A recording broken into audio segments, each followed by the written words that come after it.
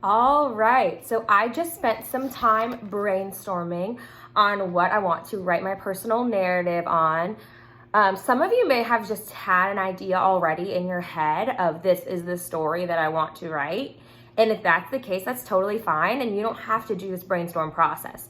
But for me, a lot of times I kind of go on two extremes. I either have so many ideas in my head where it's like, oh my goodness, how am I going to decide which one I want to write about? Or it's like my mind is blank and I can't think of anything. So this brainstorm process can be helpful if you're in either of those places. Today I was feeling like I had a lot of different ideas of stories I wanted to write, so I had to write them all down so that I could narrow it down. So I want to show you what my brainstorm looks like and how I'm going to narrow down which story I'm going to write about today. So it's probably backwards for you, but it's okay. I'll read it to you. This is my brainstorm. This is just how brainstorming makes sense in my head, but if you brainstorm in a different way, that is totally okay. Some people draw pictures. Some people will put the title in the middle and then draw little or write little bullet points around it. Whatever works for you, but this is how I usually do it. So I wrote personal narrative brainstorm on the top, and then I wrote my ideas. So my ideas were: number one, roller skating with Savannah, our academic coach, repotting all of my class plants because I had to bring all of them home to my apartment, and so I wanted to repot them and make sure they're nice and healthy. My trip to Georgia to be in my friend's wedding, and making mac and cheese yesterday. So looking at this list already, they would all be fun stories to write, but right off the bat, I'm noticing that repotting my class plants and making mac and cheese yesterday might not be the best options. Because one thing that I'm wanting to focus on writing this narrative is including a lot of details. And while these are fun things that I did, I just don't feel like there's going to be a lot of room for me to write a ton of details. Like I'm just going to be having to think about details to pull into the story, and I don't really want to do that. So I'm not going to do these two. So I'm going to go ahead and just cross those off. I'm not going to write about this one today. Not going to write about this one. So my two options I have left are roller skating with Savannah and my trip to Georgia to be in my friend's wedding.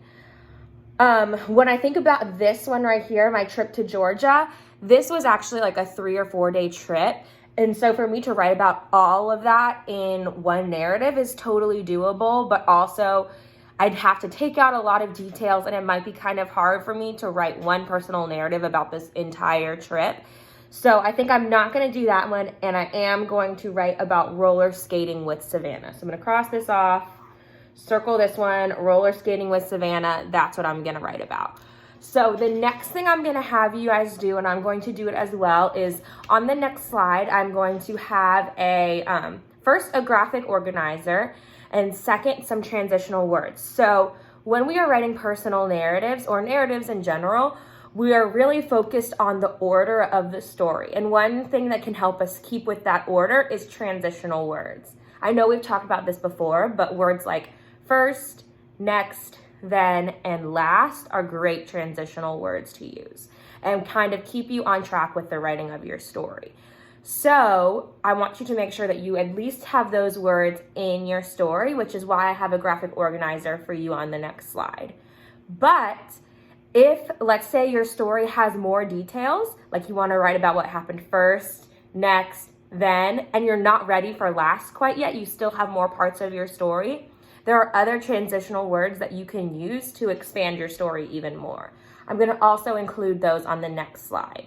So what I want you to do is I want you to fill out the graphic organizer. You can either print it off from the slide, or what might be easier is either you or have your adult just write out the graphic organizer. It's incredibly simple, onto a piece of paper.